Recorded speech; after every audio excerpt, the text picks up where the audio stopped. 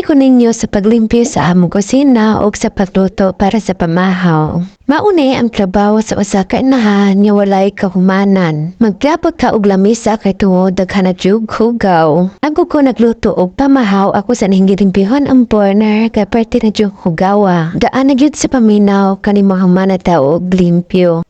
O di ba wala na siyang bagong ipalit? Na jud sa paminaw kaning limpyo na jud ang atong kusina.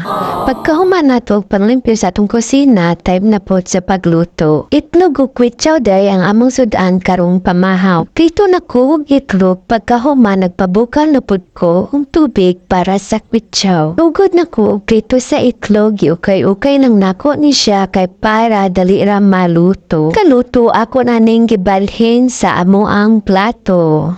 Pagkahuman gitan-aw pod nako ang kaldero nga akong giinit kung nibukal na ba ni siya para mabutang pod nako ang kwitsaw. Kay nibukal na naman ibutan na nato ang kwitsaw na duha ka buok na atong gipalit sa tindahan. Nagukad na pod ko kanon kay para ready na ta sa atong pamahaw. Ready na pod nako ang lamisa ug tara mangmahaw na taning ng tanan. Sudan sa pinobre pero happy.